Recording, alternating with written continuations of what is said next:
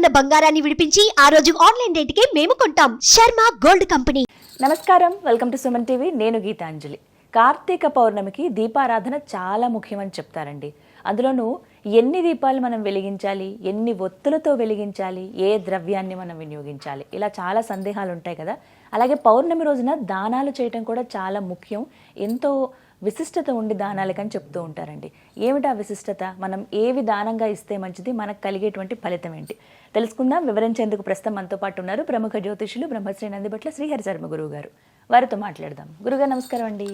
వాగర్థావివ సంపృక్తౌ వాగర్థ ప్రతిపత్తయే జగతః పితరౌ వందే పార్వతీ పరమేశ్వరౌ. సదాశివసమారంభాం శంకరాచార్య మధ్యమాం అస్మదాచార్య పర్యంతం వందే గురుపరంపరాం. ఆదిత్యాయ చ సోమాయ మంగళాయ బుధాయ చ గురుశుక్రశనిభ్యశ్చ రాహవే కేతవే నమః. శృంగేరి జగద్గురు పీఠాధిపతులకి, కంచి పీఠాధిపతులకి నమస్కారములు తెలియచేసుకుంటూ కార్యక్రమాన్ని ప్రారంభిద్దాం.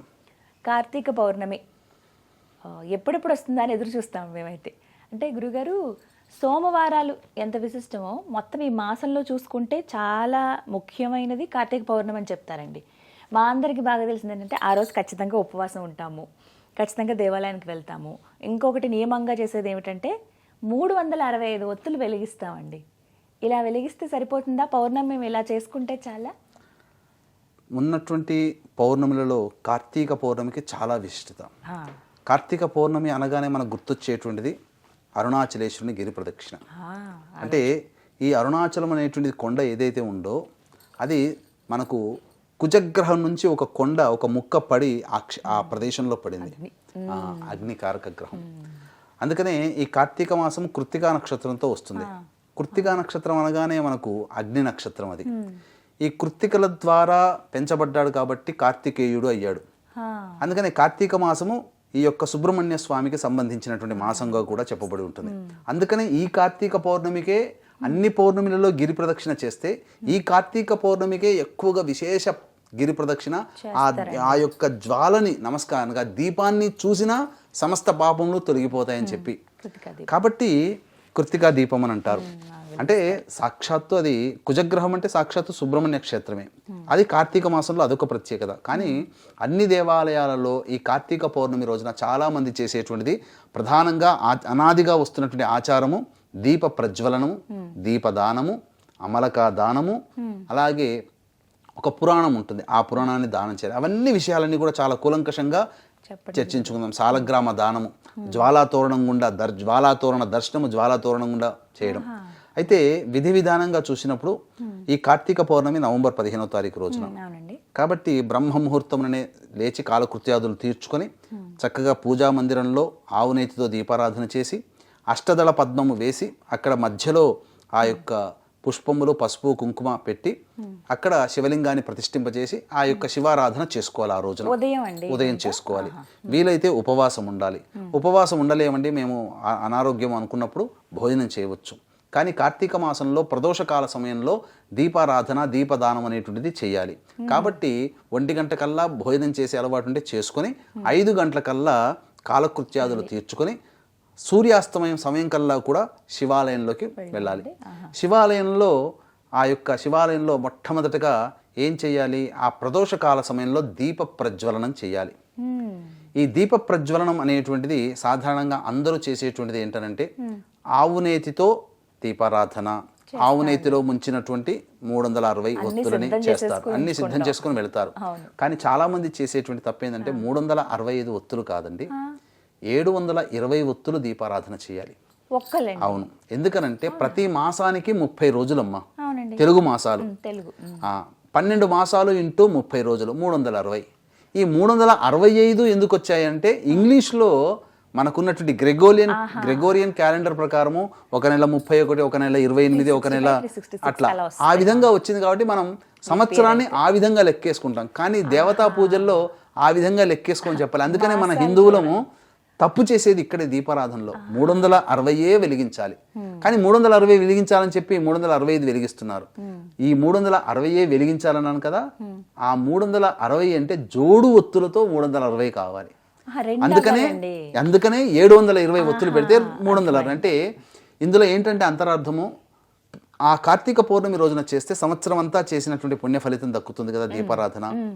అందరము 360 అంటే ఒక వత్తితో దీపారాధన చేస్తున్నట్టు ఫలితం. కానీ దేవతా పూజల్లో ఒక వత్తితో దీపారాధన కాదు కదా, 2 వత్తులతో దీపారాధన చేయాలి కదా. అందుకని 360 ప్లస్ 360 అంటే 2 కట్ట ఒత్తులతో దీపారాధన చేయాలి. ఇక ముఖ్యంగా ఈ స్వామివారికి సంబంధించినటువంటి ఈ దీపారాధనలో చాలా గందరగోళం ఉంది. చాలా మంది ఏంటంటే ఈ మధ్య చూసారా మీరు, అసలు ఈ ప్రసార మాధ్యమాల్లో కొత్త ప్రమిదలు కొనుక్కోవాలని ఒకళ్ళు, లేదంటే పాత దీపాలే వెలిగిస్తే చాలని చాలా మంది చెప్తున్నారు. కానీ వాస్తవానికి దీప ప్రజ్వలనం అనేటువంటిది చేసేటప్పుడు ఎక్కడా కూడా కొత్త దీపాలే కొనుక్కొని వెలిగించమని ఎక్కడా చెప్పబడలేదు. మన సంతోషం కోసం కొత్తది వాడవచ్చు, తప్పులేదు. ఆ కొత్త దీపాలని, పాత దీపముని తిరిగి మళ్ళీ వినియోగించుకోవచ్చు. ఎలా వినియోగించుకోవాలంటే దీపాన్ని అంతా మసి ఉంటుంది కదమ్మా, చక్కగా కడిగి ఆవు పాలతో శుద్ధి చేసి చక్కగా మళ్ళీ ఆ పాత దీపాన్ని కూడా వినియోగించుకోవచ్చు. ఇక చాలామంది చాలామంది చేసేది ఏంటంటే ఆ ఒత్తి సగం మారిపోయి ఉండగానే మళ్ళీ ఇంకొక ఒత్తి వేస్తారు. అలా చేయకూడదు, మళ్ళీ కొత్త ఒత్తి వాడాలి. ఆ పాత ఒత్తిని మళ్ళీ పైకి లాగి మళ్ళీ వెలిగిస్తారు, అలా చేయకూడదు. కాబట్టి పాత ప్రమిద వాడినా మళ్ళీ కొత్త ఒత్తి వేయాల్సిందే. ఇక కొంతమంది కొంత నూనె ఉండంగా మళ్ళీ కొంత నూనె పోసి మళ్ళీ వెలిగిస్తారు. కానీ ఆ విధంగా కూడా చేయకూడదు. ఆ నూనె ఉన్నప్పుడు ఆ నూనెని పక్కకు పడవేసి చక్కగా శుభ్రపరిచి మళ్ళీ కొత్తగా నూనె. అయితే చాలామంది చేసేది ఏంటంటే ఈ నూనె విషయంలో దీపారాధన నూనె అని చెప్పి ఆ బ్రాండ్ పెట్టి అమ్ముతున్నారు. ఇవి వాడకూడదమ్మా. ఇవి సమస్తమైనటువంటి అన్ని ప్రాణుల యొక్క ఎముకల నుంచి ఉడకబెట్టగా తయారై పైకి తేలినటువంటి తెడ్డెలాంటి నూనెని తీసుకొచ్చి చాలా చీప్గా పెడుతుంది. అందుకని దీపారాధన నూనె అంటే 80 రూపాయలకి 75 రూపాయలకి 1 లీటర్ దొరుకుతుంది. తక్కువ రేటుకి ఎందుకు వస్తుందా అని అంటే ఆలోచించండి. నువ్వుల నూనె ఎందుకో రాదు, ఆవు నూనె ఎందుకో రాదు. కాబట్టి స్వచ్ఛమైనటువంటి నువ్వుల నూనెని వాడవచ్చు. ఇప్పుడు ఆవు నెయ్యి కూడా కల్తీనేనమ్మా. కాబట్టి స్వచ్ఛమైన అనగా గోశాలలో తీయబడినటువంటి ఆవు నేతితో దీపారాధన చేస్తే పుణ్యం. స్వచ్ఛంగా గానుగ నూనె దగ్గర తీసినటువంటి నల్ల నువ్వుల నూనెతో దీపారాధన చేస్తే పుణ్యం. ఇక ఈ యొక్క నూనెల్లో ఇవే నూనె వాడమని చెప్పబడలేదు, కానీ 2 నూనెలు మాత్రం శ్రేష్టమని చెప్పబడింది. అది ఆజ్యము అంటే గోఘృతము, ఆజ్యం కూడా కాదు, గోఘృతం అంటారు. గోవు నుంచి వచ్చింది గోఘృతం. ఆజ్యం అంటే అజహ అంటే మేక పాల నుంచి తీసినటువంటి నేతితో ఆజ్యం అంటారు. ఆజ్యం అనకూడదు. గోఘృతం అనగా ఆవు నెయ్యి లేదా నువ్వుల నూనె, ఇవి 2. ఇక మధ్యమము చెప్పబడినటువంటిది అంటే విప్ప నూనె వాడవచ్చు, ఆముద నూనె వాడవచ్చు, వేప నూనె వాడవచ్చు, అలాగే కొబ్బరి నూనె కూడా వాడవచ్చు. ఈ 4 కూడా వాడవచ్చు, లేదా అన్ని కలిపిన దాంతో కూడా దీపారాధన చేయవచ్చు. ఇక సంబంధించినటువంటి ఈ యొక్క ప్రధానంగా ఈ దీపారాధన అనేటువంటిది చేసేటప్పుడు ఒక శ్లోకముని చదువుకుంటూ చేయాలమ్మా. వీక్షించేటువంటి ప్రేక్షకులు ఈ యొక్క దీపారాధన చేసేటప్పుడు ఈ కింది శ్లోకాన్ని చదువుకోవాలమ్మా. కీటాః పతంగాః మశకాశ్చ వృక్షాః జలే స్థలే ఏ విచరంతి జీవాః దృష్ట్వా ప్రదీపం నచ జన్మ భాగినః భవంతు నిత్యం స్వపచాహి విప్రాహ. అంటే దీని యొక్క అంతరార్థం ఏంటంటేనమ్మా, ఈ శ్లోకంని చదవలేకపోయినా ఇప్పుడు చెప్పబోయేటువంటి భావాన్ని మనసులో చదువుకుంటూ చేసినట్లయితే దీప ప్రజ్వలన ఫలితం దక్కుతుంది. అంటే ఈ కార్తీక మాసములో దేవాలయంలో గనక లేదా తులసి బృందావనం దగ్గరనైనా దీపారాధన చేసినటువంటి మానవులకి మానవులతో పాటు ఈ దీపాన్ని క్రిమికీటకాదులు చూస్తారు, జలచరంలో ఉన్నటువంటి ప్రాణులు చూస్తారు, వృక్షము కూడా ప్రాణియే, వృక్షము చూస్తుంది. అలాగే సమస్త భూమి మీద ఉన్నటువంటి సమస్త ప్రాణులు, ఆకాశంలో ఉన్నటువంటి అంతరిక్షంలో ఉన్నటువంటి పితృదేవతలు అందరూ ఈ యొక్క దీపారాధన చేసేటప్పుడు, ఆ వారసులు కూడా వెలిగించేటప్పుడు ఆ పితృదేవతలు కూడా చూస్తారు. వాళ్ళకందరికీ కూడా ఉత్తర క్షణమే మోక్షము కలుగుగాక అనే భావంతో చేయాలి. ఇక ఈ దీపపు కాంతిలో క్రిమికీటకాదులు కొన్ని పడి చనిపోతాయి తెలియకుండానే. అటువంటి దీపపు కాంతిలో భస్మమైనటువంటి ప్రాణికి ఉత్తర క్షణమే స్వర్గలోక ప్రాప్తి కలుగుతుందమ్మా. ఈ కార్తీక పౌర్ణమి రోజున విశేషంగా సంధ్యా సమయంలో చేయాలి. అంటే 6:04 సూర్యాస్తమయం అయితే 48 నిమిషాలు, అంటే 6:04 నుంచి 6:52 మధ్య కాలంలో చేసేయాలి దీపారాధన. ఇంటి దగ్గర అండి, దేవాలయానికి వెళ్ళి ఇంటి దగ్గర చేయవచ్చు, తులసి బృందావనం దగ్గర చేయవచ్చు, దేవాలయంలో చేయవచ్చు, ఎక్కడ చేసినా ఫలితం ప్రదేశాన్ని బట్టి ఫలితం యొక్క మహత్యం మారుతూ ఉంటుంది. కాబట్టి దేవాలయంలో చేస్తే విశేషం. ఈ సమయం ఒకటి గుర్తుంచుకోండి. అలాగే ఉసిరిక దీపం వెలిగిస్తూ ఉంటారండి ఈ రోజున. ఉసిరికాయ పైన ఒక్క ఒత్తి పెడుతూ ఉంటారు, లేకపోతే పువ్వు ఒత్తులు అంటారు కదా అవి, లేకపోతే 2 ఒత్తులు పెడుతుంటారు. అసలు ఉసిరి దీపం ఎలా పెట్టాలి? ఉసిరి దీపం అన్నప్పుడు చాలా మంది చేసేటువంటిది ఏంటంటే లోపల ఉన్నటువంటి గింజని తొలిచి వేసి అందులో ఆవు నెయ్యి వేసి పెడుతుంటుంటారు. అంటే నిమ్మకాయ డొప్పని ఇలా తీసి ఎలా అయితే పెడతామో అలా. కానీ ఉసిరికకు అలా పెట్టకూడదు. ఉసిరికను ఏ విధంగానైతే తీసుకొస్తామో చక్కగా శుభ్రంగా కడిగిన తర్వాత ఆ ఉసిరిక మీద ఒక ఒత్తి, ఆ ఒక ఒత్తిని ఆవు నెయ్యిలో తడిపి దీపారాధన చేయాలి. కొంతమంది పిండి దీపారాధనలు కూడా చేస్తారు. పిండి దీపారాధన చేసేటప్పుడు బియ్య పిండి కానీ గోధుమ పిండి కానీ వాడతారమ్మా. ఆ వాడినప్పుడు అందులో స్వచ్ఛమైన ఆవు పాలు వేసి బెల్లం కూడా కొద్దిగా వేసి అదంతా కూడా కచాపిచిగా నలిపి కుందిగా దీపంలాగా తయారు చేసి ప్రమిదలాగా తయారు చేసి అందులో ఆవు నెయ్యితో దీపారాధన చేసి వేయొచ్చు, లేదా ఒక ఒత్తి దీపారాధన అయినా చేయవచ్చు. ఆ విధంగా చేయవచ్చు. ఈ కట్ట ఒత్తులు కూడా అలా చేయొచ్చునమ్మా, తప్పేమీ లేదమ్మా. అంటే ఎన్ని రకాలు ఉంటాయి అనేది ఒక సందేహం చాలా మంది. ఆ శివాలయంలో సాయంకాల ప్రదోషకాల సమయంలో అర్చన చేయాలి. బిల్వ దళాలతో అర్చన చేస్తే ధనము సామ్రాజ్యము ప్రాప్తి అవుతుంది. అలాగే దూర్వము అనగా గరికలతో గనక అర్చన చేస్తే సమస్తమైనటువంటి ఉపద్రవాలు తొలగిపోతాయి. ఇంకా వీక్షించేటువంటి సుమన్ టీవీ ప్రేక్షకులకి గమనిక, ఈ యొక్క త్రిపురాసురులను సంహరించిన క్షేత్రము త్రిపురాంతకంలో సాక్షాత్తు ఈశ్వరుడే ఆ త్రిపురాసుర సంహారం జరిగింది. అటువంటి త్రిపురాంతక క్షేత్రంలో జాతకరీత్యా కలుగు విద్య, వివాహ, ఉద్యోగ, దాంపత్య, సంతాన, అనారోగ్య సమస్యల నివారణకి, శనిదోష పరిహారాలకి సర్వదోష నివారణ హోమాలు అనేటువంటి చేయించడం జరుగుతుంది. పర్ హెడ్ 1500 రూపాయలకి. అవకాశం ఉన్నవాళ్ళు కార్యక్రమ తదనంతరం కాంటాక్ట్ చేసి పూర్తి వివరాలు తెలుసుకోవచ్చు, గోత్రనామాదులు నమోదు చేసుకోవచ్చు. ఇక జిల్లేడు పుష్పాలతో, శ్వేత జిల్లేడు, తెల్ల జిల్లేడు పుష్పాలతో చేస్తే సమస్త శత్రుబాధలు, ప్రయోగ బాధలు తొలగిపోతాయి. కాబట్టి కరవీర పుష్పంలో అంటే గన్నేరు పుష్పంలో అనగా పచ్చగన్నేరు, బిళ్ళగన్నేరు కాదమ్మా, మామూలుగా పూజకు చేసే గన్నేరు పుష్పములతో గనక అర్చన చేస్తే ఇష్టకన్య, ఇష్ట వరప్రాప్తి అనగా కోరుకున్న జీవిత భాగస్వామి లభిస్తాడు. ఈ విధంగా అనేక పుష్పాలతో అర్చన ఆ రోజున సాయంకాల సమయంలో చేయవచ్చు. ఇక ముఖ్యంగా కూడా ఈ యొక్క కార్తీక పౌర్ణమి రోజున దానము చాలా విశేషమమ్మా. దానాది కార్యక్రమాలు చేయాలి. సాలగ్రామ దానము అనేటువంటిది ఒకటి బ్రాహ్మణుడికి, ఒకటికి దేవాలయంలో సాలగ్రామ దానం చేయాలి.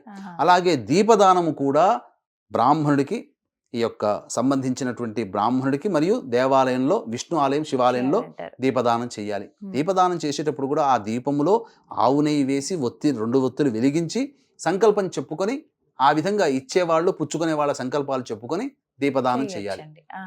ఇక తరువాత ముఖ్యంగా ఉసిరిక దానం, అమలక దానం కూడా చేస్తే చాలా ఆరోగ్యం అమ్మా.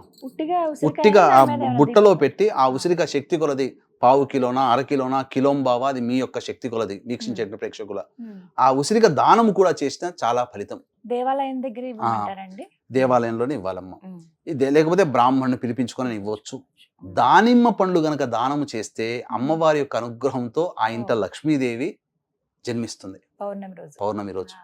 అది లేదా ధనపరమైనటువంటి సమస్యలతో ఉన్న వాళ్ళు బిల్వార్చన చేసి అనగా మారేడు దళంతో అర్చన చేసి దానిమ్మ పళ్ళు దానం చేస్తే వారికి అచిరకాలంలో వాళ్ళకున్న అప్పులు తొలగిపోతాయి, ధనం సంప్రాప్తమవుతుంది.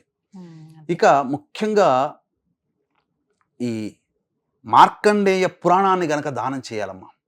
ఈ మార్కండేయ పురాణం దానం చేస్తే వాజపేయ యాగము చేసిన పుణ్య ఫలితం దానం చేసిన వాడికి ఈ కార్తీక పౌర్ణమి రోజున వస్తుంది. అది ఎందుకనంటే మహాయాగాలలో సోమయాగము, మన వాజపేయ యాగము, పౌండరీక యాగము, ఈ 3 యాగాలు చేసినటువంటి వ్యక్తికి రాష్ట్రపతితో సమానమైనటువంటి స్థితి కలుగుతుంది. రాష్ట్రపతి వస్తే ప్రోటోకాల్ ఏ రాష్ట్రానికైనా ఎలా అయితే వెళతాడో, ఈ 3 యాగాలు చేసినటువంటి వేద పండితుడికి అతను ఎక్కడికి వెళ్ళినా ఛత్రము, చామరము అన్ని కూడా పట్టుకుంటారు. ఆ ప్రోటోకాల్ అతను, బ్రాహ్మణులు అట్లా ముందుంటారు. అది చాలా గొప్పదైనటువంటి స్థితి అమ్మ. చాలా మంది మహానుభావులు ఉన్నారు ఈ యొక్క వాజపేయ, పౌండరిక, సోమయాగములు చేసిన వాళ్ళు. వాళ్ళని చూసిన, నమస్కారం చేసిన ఆ పుణ్య ఫలితం వస్తుంది. ఆ మార్కండేయ పురాణాన్ని గనక ఆ రోజున గనక దానం చేస్తే వాజపేయ యాగం చేసినటువంటి పుణ్య ఫలితం వస్తుంది. ఈ విధంగా చక్కగా చేసి ఆ శివాలయంలో జ్వాలాతోరణం ఉంటుంది. ఆ జ్వాలాతోరణం గుండా కుటుంబ సభ్యులు ముమ్మార్లు శివనామస్మరణ చేసుకుంటూ ప్రదక్షిణ చేసినా, లోపల గుండా వెళ్ళినా అపమృత్యు భయదోషాలు తొలగిపోతాయి. ఇక దీపారాధనలో ముఖ్యంగా మనకు ఈ నక్షత్రాలు వచ్చిన తర్వాత దీపారాధన చేస్తాం కదమ్మా.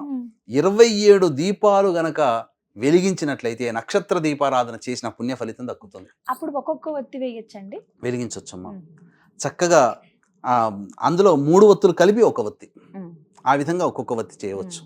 ఇక మరీ ముఖ్యంగా చెప్పాల్సినటువంటిది ఏంటంటే ఈ యొక్క అన్ని నూనెలు, ఆముదం నూనె, వేప నూనె, విప్ప నూనె, కొబ్బరి నూనె, నువ్వుల నూనె, అలాగే ఈ సంబంధించినటువంటి ఈ ఆవు నెయ్యి, ఇవన్నీ కూడా కలిపి దీపారాధన కూడా వెలిగించవచ్చు. సమస్తమైనటువంటి సన్మంగళం కలుగుతుంది.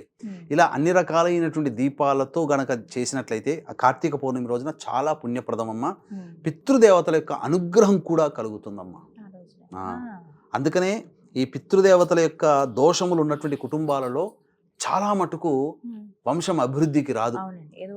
ఏదో ఒక రకమైన అడ్డంకి, పిల్లలకి పెళ్లి కాకపోవడం, సంతానం కలగకపోవడం, ప్రమోషన్లు రాకపోవడం, జీవితంలో సరైన ఉద్యోగం లభించకపోవడం, కుటుంబ సభ్యుల మధ్య అవినాభావ సంబంధాలు లేకుండా ఎప్పుడు ఉండడం, ఇల్లు కట్టుకోలేకపోవడం, ఇలా ప్రతిదీ సమస్యగా ఉంటుంది. ఆ కార్తీక పౌర్ణమి రోజున దీపారాధన చేస్తే పితృదేవతల యొక్క అనుగ్రహం కూడా కలుగుతుందమ్మా.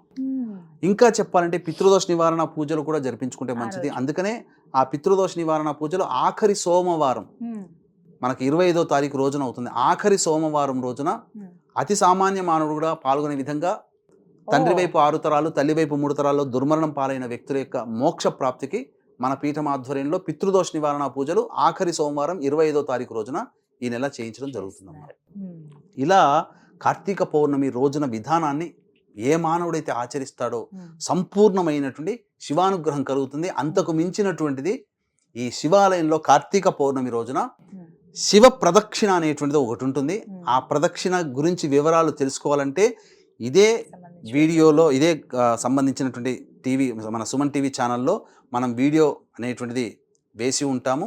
శివ ప్రదక్షిణ కార్తీక పౌర్ణమి రోజున ఎలా విధానంగా చేయాలి, అందరూ చేసే 100కి 99 మంది చేసే తప్పు శివ ప్రదక్షిణలో ఉంటుంది. కాబట్టి ఈ శివ ప్రదక్షిణ ఎలా చేయాలనేటువంటి వీడియో సపరేట్గా మన సుమన్ టీవీలో మనం చేయడం జరిగింది. తప్పకుండా ఆ శివ ప్రదక్షిణని కార్తీక పౌర్ణమి రోజున శివాలయ ప్రదక్షిణ ఏ విధంగా చేయాలనో సంపూర్ణంగా వివరించున్నాం. దాన్ని చూసి ఆ విధంగా కార్తీక పౌర్ణమి రోజున శివ ప్రదక్షిణ చేయండి. మీకు ఆ ప్రదక్షిణ వివరాలు 100కి 99 మందికి తెలియదు. అందరూ కామన్గా మిస్టేక్స్ చేస్తున్నారు. మీరు ప్రదక్షిణ ముమ్మార్లు చేసినా, 100 ప్రదక్షిణలు చేసినా ఫలితము లభించదు. ఇప్పుడు నేను చెప్పినటువంటి అనగా చండీశ్వర ప్రదక్షిణ అనేటువంటిది ఒకటి ఉంటుంది. ఆ ప్రదక్షిణని చేసినటువంటి వాళ్ళకి మాత్రమే శివ ప్రదక్షిణ యొక్క ఫలితం దక్కుతుంది. కాబట్టి ఆ వీడియో సపరేట్గా చేసాము, ఆ వీడియో చూడండి. చాలా చక్కగా వివరించారు గురుగారు. కార్తీక పౌర్ణమి రోజు దీపాలు అసలు ఎలా వెలిగించాలి, ఎన్ని ఒత్తులు, అలాగే దానాలు ఏవి చేస్తే మంచిది, ఎటువంటి ఫలితం దక్కుతుందని. నమస్కారం గురుగారు. సర్వం శ్రీ ఉమామహేశ్వర పరబ్రహ్మార్పణమస్తు.